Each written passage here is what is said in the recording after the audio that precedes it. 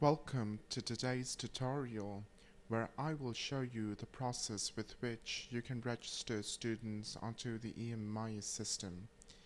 You can do this either as the school operator or as the school admin. However, submitting the information of the student, only the school admin can verify the details and confirm the student's registration. To begin, enter the URL of the EMMIS website and log in with your credentials. In the dashboard, click on the Student Management menu to your left, and from the list of expanded options, select List and Registration.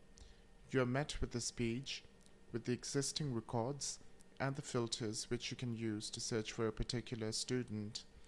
On the top right corner, there is an option to add a new student. Click on it and further select New Registration from the drop-down options. New registration only applies to those students who are not registered in the EMMIS portal. If they are, you can watch the earlier tutorial on registering students with TC. New registration involves 5 processes: basic details, personal details, documents and bank details, other details, and photo. Let's start by filling in the basic details. Fields with the red asterisk is understood as mandatory fields. Therefore, the first name and the last name are mandatory, whereas the middle name is not. The date of birth, gender, class, and roll number are mandatory as well, so fill them in. Make sure that the date of birth matches with the document proof that you will be required to submit later, as the second footnote states.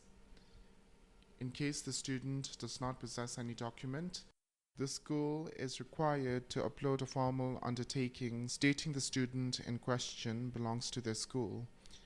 This will be applicable to both the COI and birth certificate documents.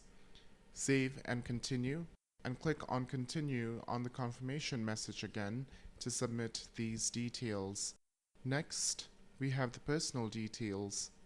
Again, red asterisk suggests that the field is mandatory and can't be skipped. APL BPL is above and below poverty line.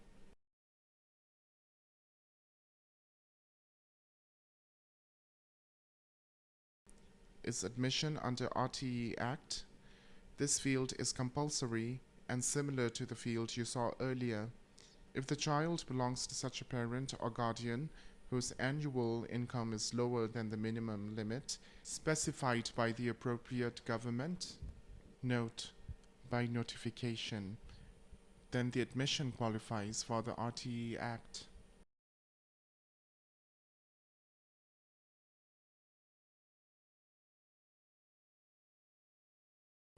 If your child is differently abled, you can swipe yes and add the disability. Select the type and the percentage. It is important to consult with your child's doctor in case you are confused about providing this piece of information. Click on Next Step, or you can go back to edit the basic details by choosing the previous step.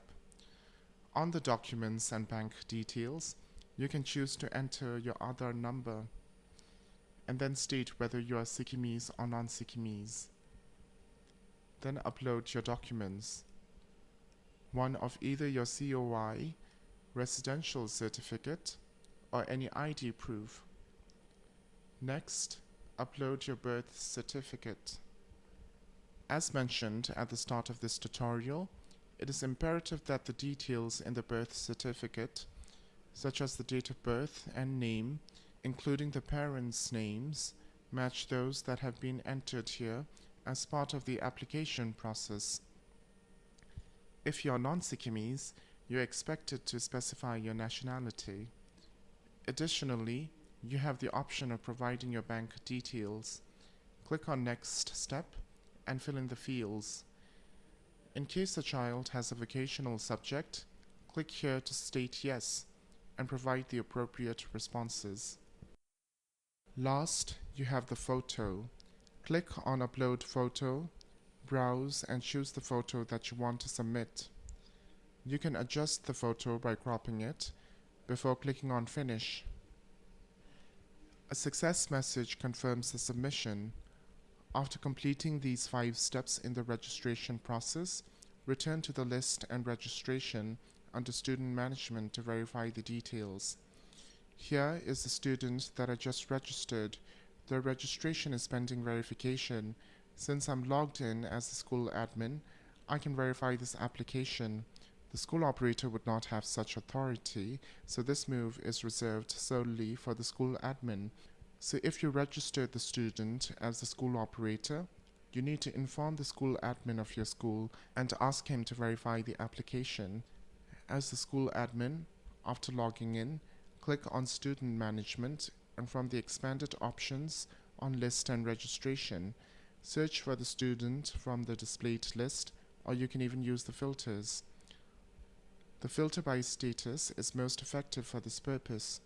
Once you locate the student, click here to verify the details. Here are all the details that were submitted by the registering authority. You can go through them and shift across types of information. In case you want to edit the details, you can do so by clicking on Actions. If you are pleased with the information provided, you can verify the record. A confirmation window asks you to verify the action. Click on Verify, and you can find that the student's status on list and registration has changed to verified.